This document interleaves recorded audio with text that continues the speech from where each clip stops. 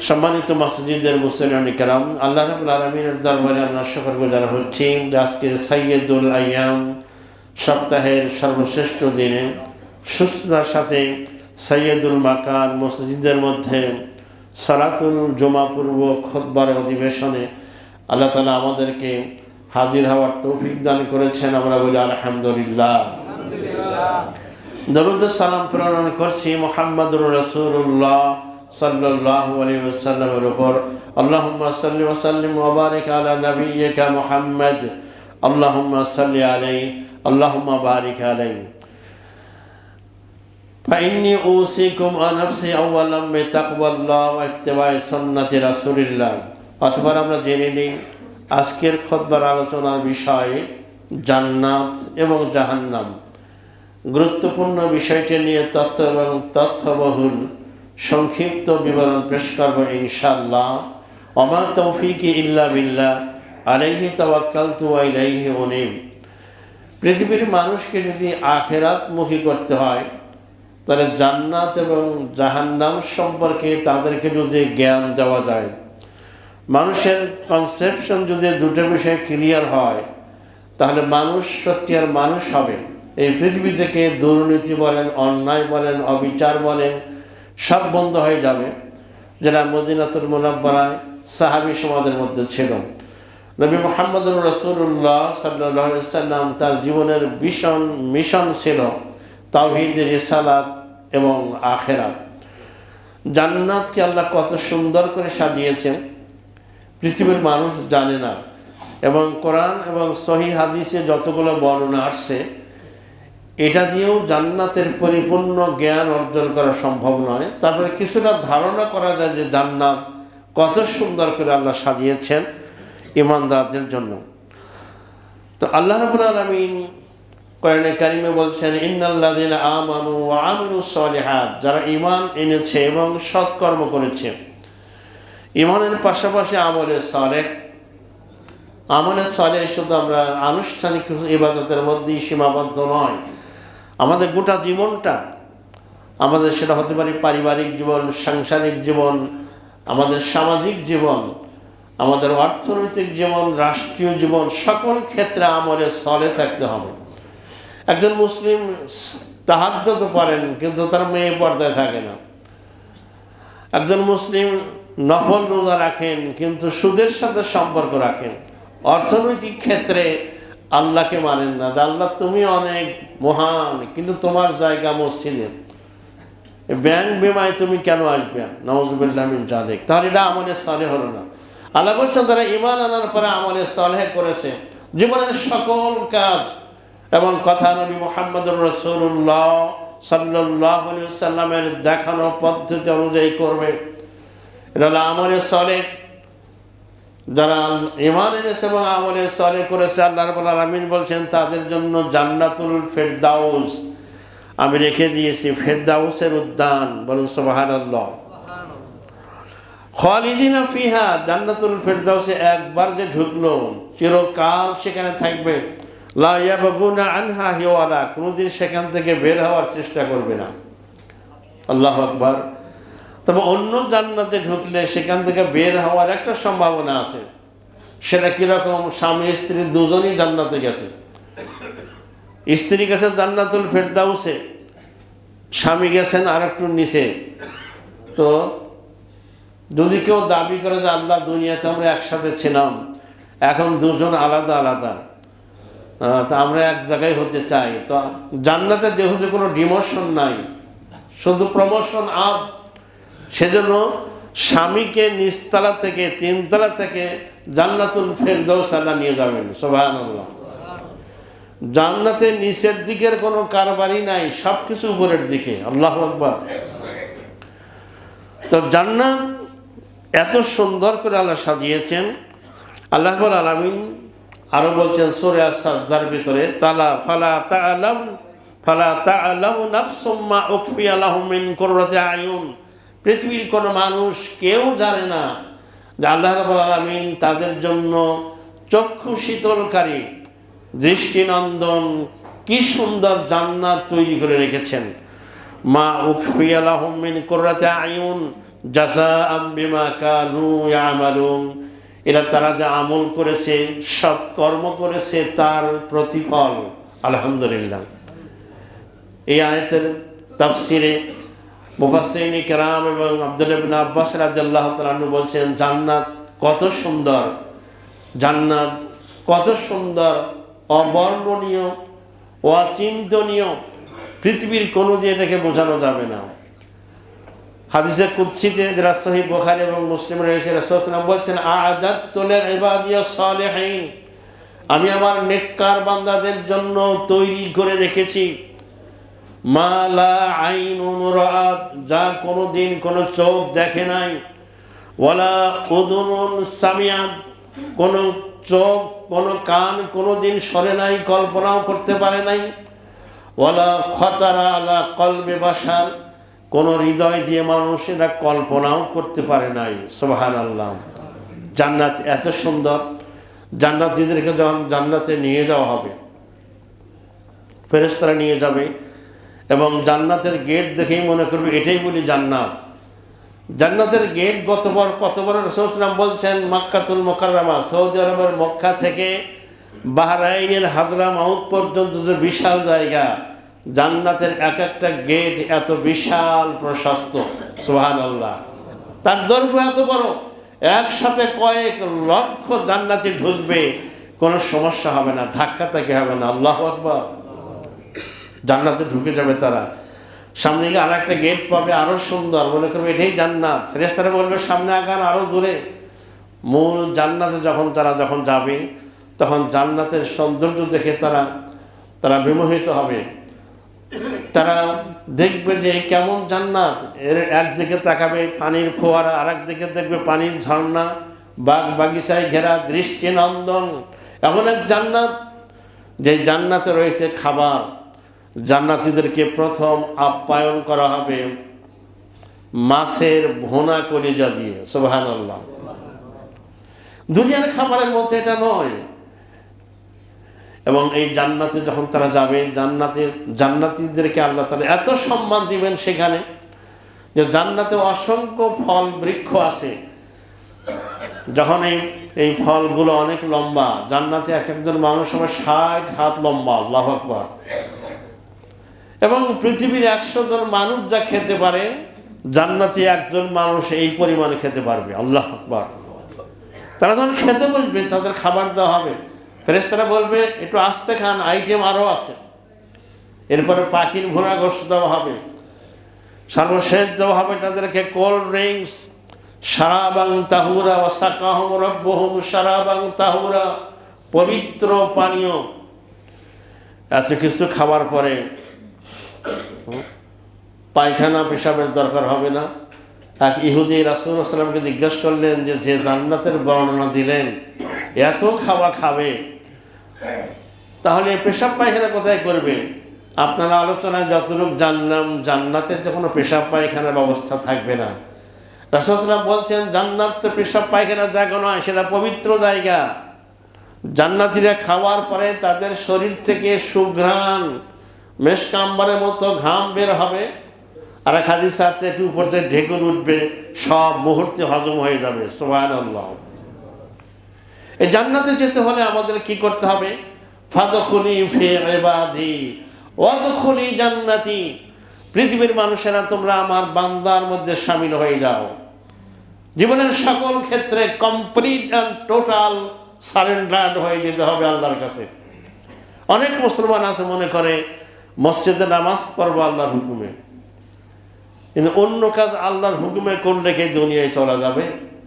ব্যবসা বাণিজ্য কিভাবে আল্লাহর হুকুম মতো করা যায়? রাজনীতি কিভাবে আল্লাহর হুকুমে করা যায়? আবার বলে মাওলানা সাহেবরা কেন রাজনীতি করবে? এই কোরআনে কারিমে নামাজ, রোজা, হজ, যাকাত সহ শরীয়তের আয়াত আছে মাত্র 500 আয়াত একত্রিত করলে পুরো কোরআনের দেড় পড়া হবে। আর বাকি তো আল্লাহ তাআলা কি বলেছেন? রাজনীতির কথা, অর্থনীতির কথা, মহাকাশ বিজ্ঞানের কথা। আজকে যেই কোরআনে কারিমে আল্লাহ তাআলা সকল নবীকে আদেশ করেছিলেন, আন আকিমুদ্দিন ওয়া লা তাতাফাররাকু ফি, আমার এই দ্বীনকে বিজয়ী করো, আমার এই দ্বীনকে জনপদে রাষ্ট্রে প্রতিষ্ঠিত করো, আলা লাহুল খালকু ওয়াল আমরু, সৃষ্টি যার, আইন চলবে তার। এই বোধ শক্তি মুসলমানগণ আজকে হারিয়ে ফেলেছে। সুতরাং জান্নাতে যেতে হলে আল্লাহ রাব্বুল আলামিন সূরা সফে স্পষ্ট করে বলছেন জাহান্নাম থেকে বাঁচার আর জান্নাতে প্রবেশের একটা কর্মসূচি দিয়েছেন। ইয়া আইয়ুহাল্লাযিনা আমানু, ওহে যারা ঈমান এনেছো, হে ঈমানদার সমাজ, হাল আদুল্লুকুম আলা তিজারাতিন তুনজিকুম মিন আযাবিন আলিম।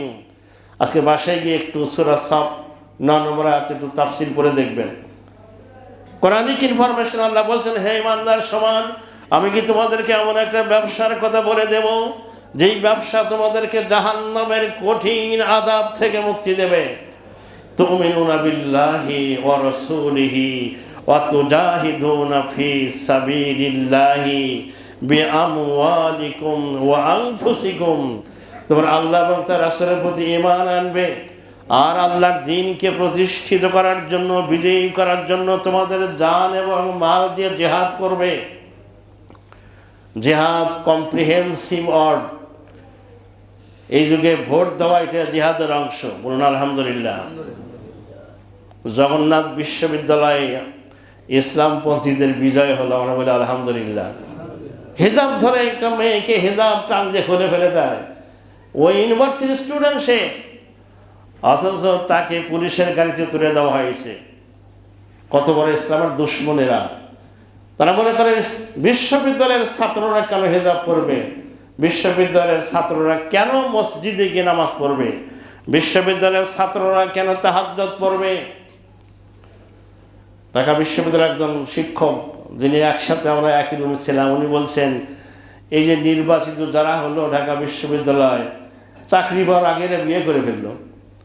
কারণ বিবাহ কথা আল্লাহ রাসূল বলেছেন, বিবাহ করা, এই যুগে চরিত্র ঠিক রাখতে হলে বিবাহ করতে হবে।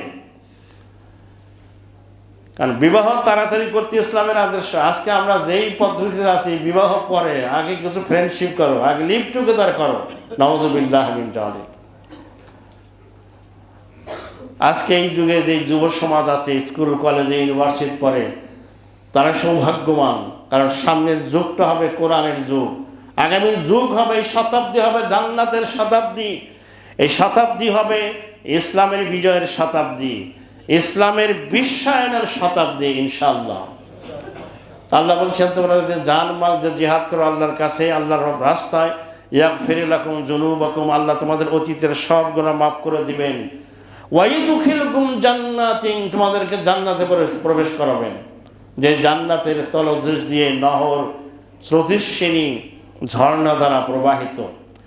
সেই জান্নাতে যাওয়ার জন্য আমাদের মানে কোনো মতে চেষ্টা করলে হবে না।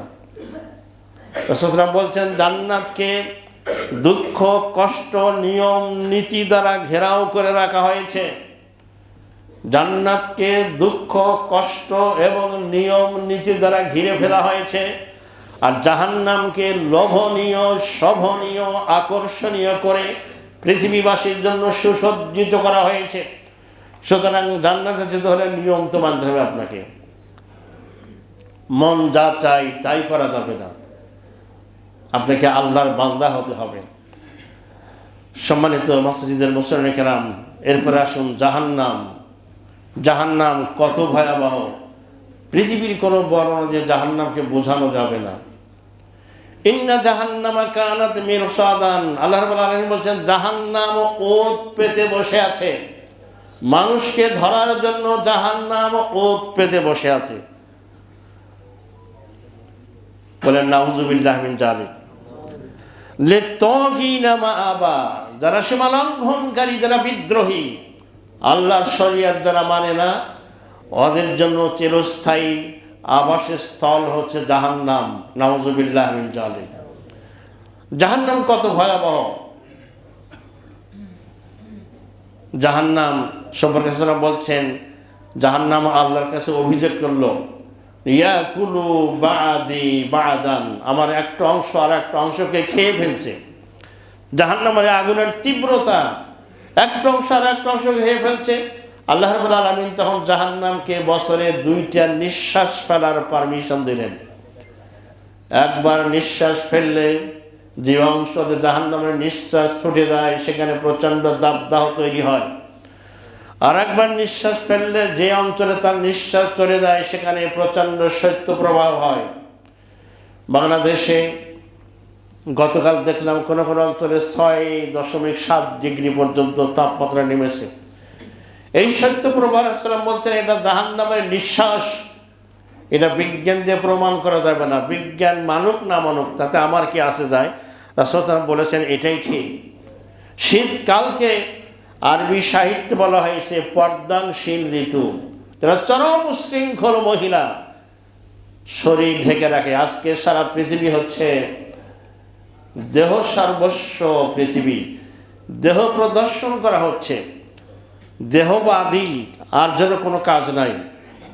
তো শীতকাল যখন আসে সবাই গায়ে একটু কাপড়, সেটা সোয়েটার হোক, জাম্পার হোক, একটু চাদর হোক জড়িয়ে রাখে। তাই শীতকালকে পর্দানশীল ঋতু বলা হয়েছে। শীতকাল আসলে সাহাবী সমাজ আনন্দিত হতেন দুটো কারণে। একটা হচ্ছে সাহাবাদের মধ্যে বেশিরভাগই ছিলেন গরিব দিনমজুর, দিনের বেলায় কঠোর পরিশ্রম করতেন। শীতকালের দিন ছোট হয়, রাত বড় হয়, তাই দিনের বেলায় নফল রোজা রাখা, রাতের বেলায় তাহাজ্জুদ পড়া সবার জন্য সহজ হয়। বলুন আলহামদুলিল্লাহ। সেজন্য শীতকাল আসলে তারা খুশি হতেন। জাহান্নাম এত ভয়াবহ, জাহান্নামের এই হাদিস দ্বারা বোঝা যায় জাহান্নামের পুরো অংশটা শুধু আগুন নয়, জাহান্নামের বিশাল একটা অংশ জুড়ে আছে একেবারে কোল্ড, এমন শীত যেখান থেকে নিঃশ্বাস আসলে এই পৃথিবীতে বরফ জমে যায়, টেম্পারেচার মাইনাসে চলে আসে। সম্মানিত মসজিদের মুসল্লিনে কেরাম, জাহান্নাম কোথায় আছে? জান্নাত জাহান্নাম বর্তমান এই মহাবিশ্বেই আছে। কোথায় এটা আল্লাহ ভালো জানেন। তো ওলামাদের কারো কারো মত হচ্ছে জাহান্নাম আছে এই পৃথিবীর গভীর নিচে, আর জান্নাত হচ্ছে 7 আকাশের উপরে আল্লাহর আরশের নিচে। জাহান্নাম কত গভীর, এই হাদিসে রাসূলুল্লাহ বলছেন জাহান্নামের উপরিভাগ থেকে, পৃষ্ঠদেশ থেকে যদি বিশাল আকারের কোনো প্রস্তর খণ্ড, কোনো পাথরকে জাহান্নামের উপর থেকে ফেলে দেওয়া হয়, তাহলে এটা উপর থেকে জাহান্নামের তলদেশ পর্যন্ত যেতে যেতে সময় লাগবে দুনিয়ার জীবনের 70,000 বছর। আল্লাহু আকবার। এক বর্ণনা আছে 70 বছর, আর এক বর্ণনা আছে 70,000 বছর। তাহলে জাহান্নাম কত বড়, এটাকে আপনাকে আমি কি দিয়ে বোঝাবো? তাই রাসূলুল্লাহ বারবার প্রত্যেক দিন সকালে বিকেলে জাহান্নাম থেকে আল্লাহর কাছে নাজাত চাইতেন। আল্লাহুম্মা ইন্নী আসআলুকা মারদাকা ওয়াল জান্নাহ ওয়া আউযু বিকা মিনান নার। আমরা বলি আমিন। রাসূলুল্লাহ যখন তাশাহুদ পড়তেন, দোয়া মাসুরা পড়তেন, 4টে জিনিস থেকে আশ্রয় না চাওয়া পর্যন্ত সালাম ফিরাতেন না। আমরা শুধু একটাই দোয়া মাসুরা জানি, আল্লাহুম্মা ইন্নী যালামতু নাফসি যুলমান কাসীরান ওয়া লা ইয়াগফিরুয যুনুবা ইল্লা আনতা ফাগফিরলি মাগফিরাতাম মিন ইনদিকা ওয়ারহামনি ইন্নাকা আনতাল গফুরুর রহিম। রাসূলুল্লাহ এর ছাড়া আরো অনেক দোয়া মাসুরা পড়তেন। মাসুরা শব্দের অর্থ হচ্ছে কোরআন এবং হাদিসে যত বর্ণিত দোয়া আছে সব দোয়া মাসুরা। রব্বানা আতিনা, এটাও দোয়া মাসুরা। রাসূলুল্লাহ প্রত্যেক নামাজে দোয়া মাসুরাই বলতেন আল্লাহুম্মা, এটা হাদিসে বর্ণিত দোয়া, সহিহ বুখারীর বর্ণনা। আল্লাহুম্মা, হে আল্লাহ, ইন্নী আউযু বিকা মিন আযাবি জাহান্নাম, আমি তোমার কাছে আশ্রয় চাই জাহান্নামের আযাব থেকে। বলুন আমিন। ওয়া আউযু বিকা মিন আযাবিল কবরে, আরো আশ্রয় চাই কবরের আযাব থেকে। ওয়া আউযু বিকা মিন ফিতনাতিল মাসিহিদ দাজ্জাল, কানা দাজ্জালের ভয়ঙ্কর ফিতনা থেকে তোমার কাছে পানাহ চাই। ওয়া আউযু বিকা মিন ফিতনাতিল মাহইয়া ওয়াল মামাত, জীবন এবং মৃত্যুর ফিতনা থেকে তোমার কাছে আশ্রয় চাই। ওয়া আউযু বিকা মিনাল মাআসামি ওয়াল মাগরাম, পাপাচার থেকে এবং ঋণ কর্য থেকে তোমার কাছে পানাহ চাই। বলি আমিন। আমি আমাদের একটা বই লিখেছি, এই বইয়ের মধ্যে দোয়াগুলো দেওয়া আছে, এটা মুখস্থ করে নেবেন, অনলাইনেও পাবেন আপনারা। কারণ রাসূলুল্লাহ প্রত্যেক দিন জাহান্নাম থেকে আর কবরের আযাব থেকে মুক্তি চাইতেন। জাহান্নাম কত ভয়ঙ্কর। রাসূলুল্লাহ বলছেন আমি যখন জান্নাতে গেলাম, আমি জান্নাত দেখেছি। জান্নাতে তিনি বলেছেন আবু বকর রাদিয়াল্লাহু তাআলা আনহুর জান্নাত আমাকে দেখানো হয়েছে। বলুন সুবহানাল্লাহ। তিনি বলছেন একজন মানুষ, একজন মাত্র সাহাবী, তিনি যখন জান্নাতের গেট দিয়ে ঢুকবেন, জাহান্নামের 8টা গেট তাকে ডাকবে, তিনি আপনি আমার দিকে আসেন। সাহাবীগণ বলেন, ইয়া রাসূলুল্লাহ, তিনি কে সেই সৌভাগ্যবান ব্যক্তি?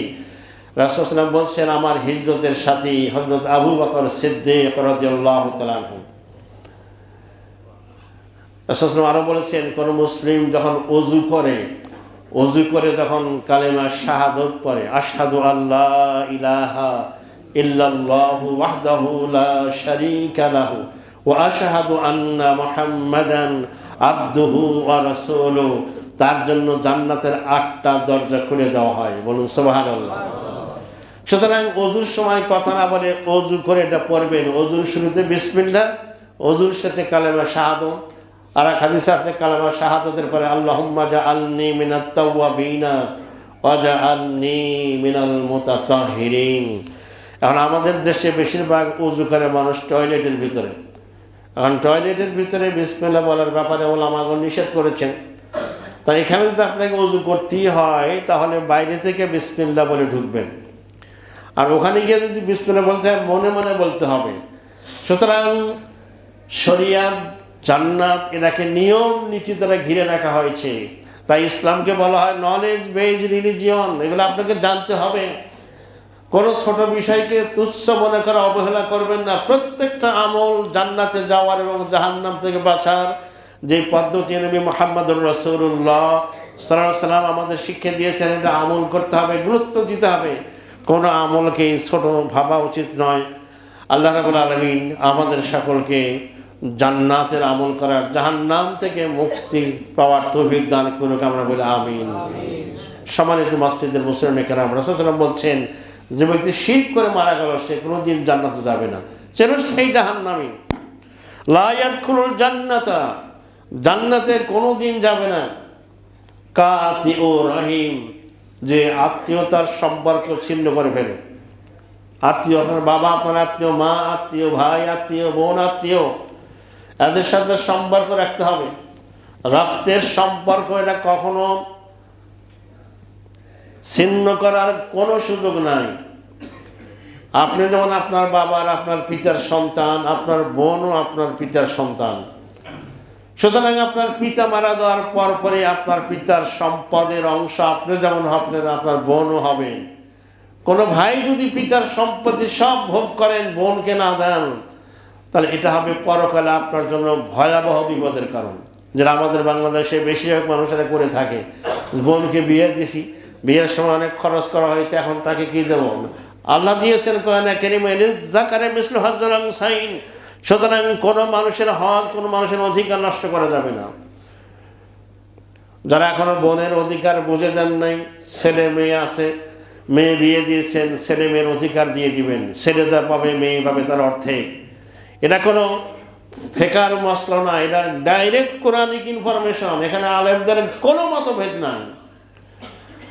রাসূলুল্লাহ সাল্লাল্লাহু আলাইহি ওয়াসাল্লাম আরো বলছেন, লা ইয়াদখুলুল জান্নাতা মুদমিনুল খামর, যারা মাদক দ্রব্য সেবন করে তারা জান্নাতে যাবে না।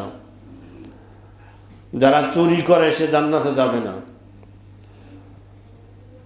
আর যারা দায়ুস তারা জান্নাতে যাবে না। দায়ুসকে আল্লাযী ইউকিররু ফি আহলিহিল ফাহাশ, দায়ুস হচ্ছে সেই ব্যক্তি যে তার পরিবারের সদস্যদের অশ্লীলতা মেনে নেয়। মেয়ে বেপর্দায় চলাফেরা করছে, বয়ফ্রেন্ডের সাথে ঘুরে বেড়াচ্ছে, বাপ জানার পরেও এটা কোনো শাসন করছে না, সেটাকে মনে মনে মেনে নিয়েছে, নীরবতা পালন করছে, এই ব্যক্তিকে রাসূল সাল্লাল্লাহু আলাইহি ওয়াসাল্লাম দায়ুস বলেছেন। আমাদের দেশে অনেকে মনে করে দায়ুস মানে মেয়ে। দায়ুস কিন্তু পুরুষলিঙ্গ। গৃহকর্তাকে দায়ুস বলা হয়েছে। আপনার স্ত্রী, আপনার কন্যা, আপনার পুত্র বধূ যদি অশ্লীলতায় জড়িয়ে পড়ে, হেজাব না পরে, আপনি দায়ুস। নাউযুবিল্লাহি মিন যালিক। আল্লাহ রাব্বুল আলামিন আমাদের সকলকে জাহান্নামের ভয়াবহতা থেকে বাঁচার তৌফিক দান করুক, আমিন। জান্নাতে যাওয়ার শরীয়তের সকল হুকুম আহকাম পালন করার তৌফিক দান করুক, আমিন। বারাকাল্লাহু লানা ওয়া লাকুম ফিল কুরআনিল আযীম ওয়া নাফা'আনি ওয়া ইয়্যাকুম বিমা ফীহি মিনাল আয়াতি ওয়াজ যিকরিল হাকীম। আকুলু কাওলি হাযা আস্তাগফিরুল্লাহ লি ওয়া লাকুম ওয়া লিসাইরিল মুসলিমিনা মিন কুল্লি যামব ফাস্তাগফিরুহু ওয়া তুবু ইলাইহি ইন্নাহু হুয়াল